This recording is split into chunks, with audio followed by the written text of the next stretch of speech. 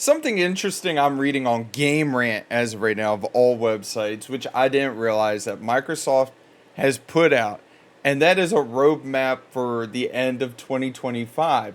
Usually, you don't really see Microsoft doing such things such as putting out roadmaps of games and potential big things that they have coming up. So let's take a look at this article from Game Rant. Let's see if there's any really big titles on there that like really catch our attention, and let's discuss this. Let's go. All right, you guys. So, Xbox roadmap highlights major games coming in 2024 and 2025.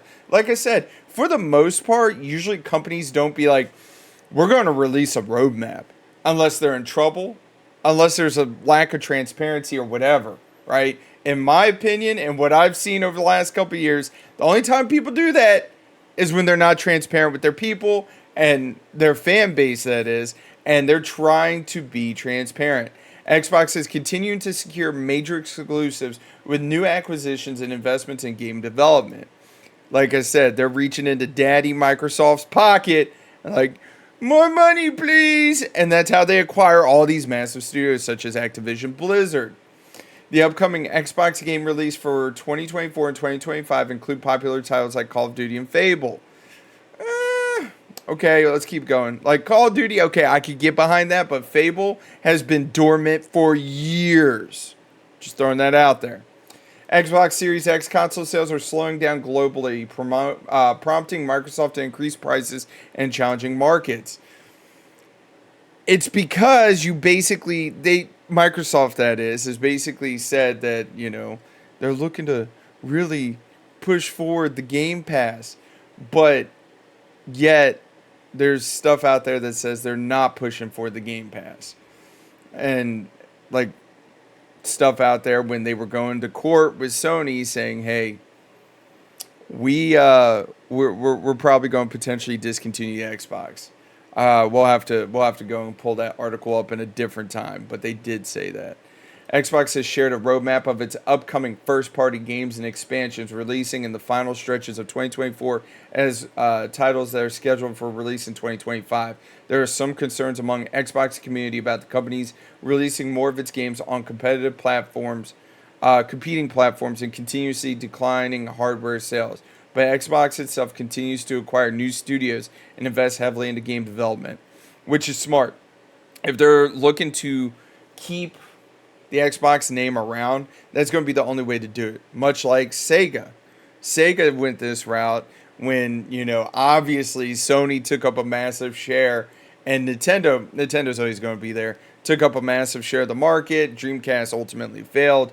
And what they do, they got out of the console market and started game development. I'm just saying. I would not be surprised if that's the route Microsoft ends up going, because guess what? People have computers. Microsoft's computer base. Just saying. Xbox acquisition and investments have started to really pay off in the last couple of years, securing the Green brand major exclusives. Xbox is looking to keep its momentum going strong for the end of 2024, putting out a roadmap showcasing all of its new first-party Xbox games that are on deck. They're first-party games, but they are not Xbox exclusive. I'm going to preach this till the day I die. This right here is not an exclusive. It's not Xbox exclusive if it's coming out on PC day one. Now, if they had a time exclusive where it's exclusive on the Xbox for 3 months, 6 months, that would be a different story, but it's not. And then on top of that, like I said, acquiring Activision Blizzard, playing nice with Sony, playing nice with Nintendo, and allowing Call of Duty to go over to the competitive, competitions consoles, smart move on their part. There's only so much you can do about that because you don't want to be marked as, a monopoly. Anyways, the first-party game highlighted in the new roadmap begins with World of Warcraft's War Within expansion set to launch on August 26th. Hey, guess what? Not an Xbox exclusive. That is a PC exclusive. When are you bringing World of Warcraft to the Xbox? That's the next question. Next up is Age of Mythology Retold, releasing on September 4th, followed by Aura History. This is just recapping. Let's just take a look. So the big announcements they have, of course, World of Warcraft, The War Within. Okay, I'm not a fan of World of Warcraft. I also really haven't played it.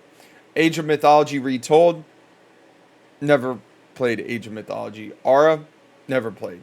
Diablo 4, I never got into Diablo 4. I didn't play Diablo 4 yet, but that might actually be something to check out. I love dungeon crawlers. It's been a long time since I've played a Diablo game. Next game coming out October 25th, 2024 is going to be Call of Duty Black Ops 6, which I believe is the big title that everybody's going to be marking their calendars for. Flight Simulator 2024, not much for that.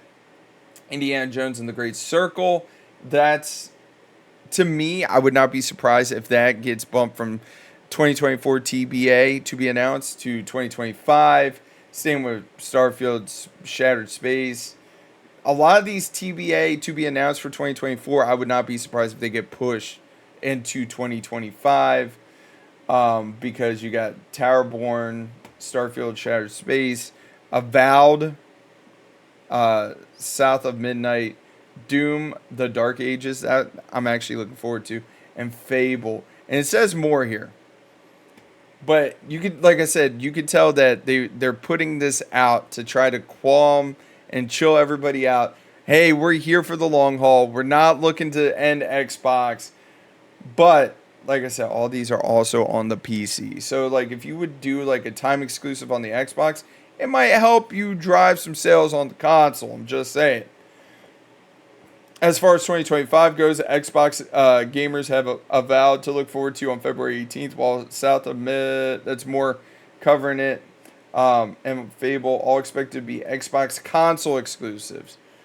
But Doom's going to be a multi-platform exclusive. So it sounds like Avowed, South of Midnight, and Fable are going to be console exclusives, but not Xbox exclusives, because it's going to be on the PC. Okay. Most of the titles mentioned by Xbox in its roadmap are full-length releases, but it also decided to highlight some expansions that are on the way, like The War Within and Shattered Space and Vessel of Hatred. I believe they did that because World of Warcraft is such a massive, and I mean a massive title, that you can't just not mention an expansion. And on top of that, most of the expansions for World of Warcraft are vast. They are huge. And the same goes for like, whatchamacallit, I'm drawing a blank on the name right now. Diablo. Most of the expansions for Diablo are game changing. They add levels. They add massive amounts to the game and potentially new character builds that you can do. I think it's Starfield. I'm just like meh.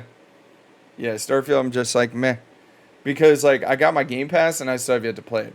While most of the games on the list of the roadmap are also coming to Xbox Game Pass on day one, gamers interested in the expansions will have to pay for them separately.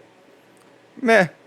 I might check out Starfield eventually, but I'm just kind of like meh. Let's go full screen.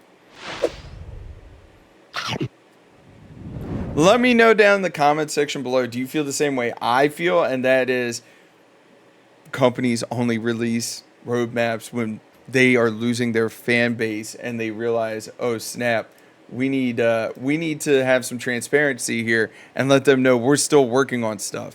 Or do you think I'm wrong? Let me know down in the comments section. Anyways, you guys, don't forget to mash that like button and subscribe, man. We're on our way to 9,000. I almost said 8,000. 9,000 subscribers. And I can't do this kind of stuff without you guys. You guys are awesome. Keep doing what you're doing. And until next time, I will catch you later.